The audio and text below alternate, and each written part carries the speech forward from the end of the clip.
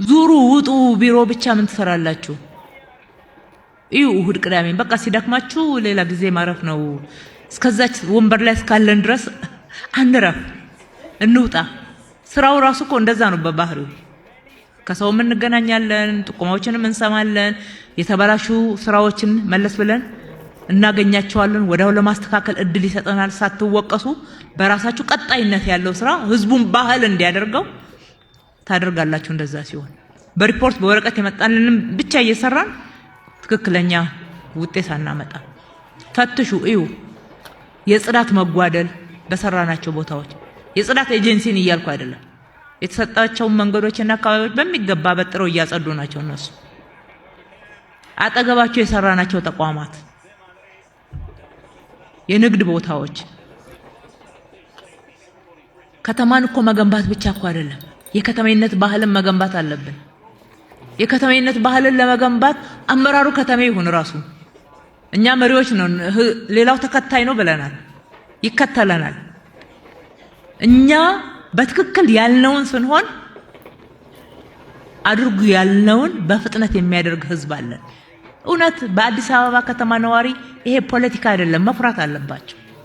ይሄ በየቦታው በሰፊው ተነስ፣ ከዚህ ጋር ወደዚህ ቀር፣ ይሄ ጥናቱ ስታንዳርዱ እንዲህ ነው፣ ልማቱ ላንድ ዩዙ ተቀይሯል፣ የአካባቢው ልማት ይሄ ሆኗል። በዚህ አካባቢ ልማት ማልማት ማትችሉ ከሆነ እናንተ የምትሰሩትን አይነት ስራ የሚያሟላ አካባቢ ላይ እንቀየራቸዋለን ስንል መቼ ውሎ ያድራል? ማን ነው እንደዚህ የሚደግፋችሁ? ይሄ እኮ አዲስ ካልቸር ነው። ይሄንን ክብር መስጠትም መጠንቀቅም ያስፈልጋል። ይሄንን ስታንዳርድ ከተማችን ላይ ለመፍጠር ስንል ማን እንቅፋት ሆነብን? እስኪ መብታቸውን መጠበቅ ብቻ ነው ጥያቄ፣ እኛም መጠበቅ ነው ጥንቃቄ ማድረግ ያለብን። ስለዚህ ይሄንን ህዝብ የራሱን መሰረተ ልማት ስንት ዓመት የኖረበትን እንኳን ቦታ አካባቢ ስንቀይርለት እየደገፈ እናንተም ለኛ ስትሉ ነው እያለ የሚደግፈንን ህዝብ ስታንዳርድን እንዲጠብቅና እንዲጠቀምበት ተከታታይነት ባለው መንገድ ከመራ ነው በሚገባ ስታንዳርድ ይጠብቃል። አብዛኛውም ደግሞ ጠብቀዋል። ክፍተት ባየውባቸው ቦታዎች ላይ ነው ይሄንን ማነሳውና ከጠባቂነት ውጡ።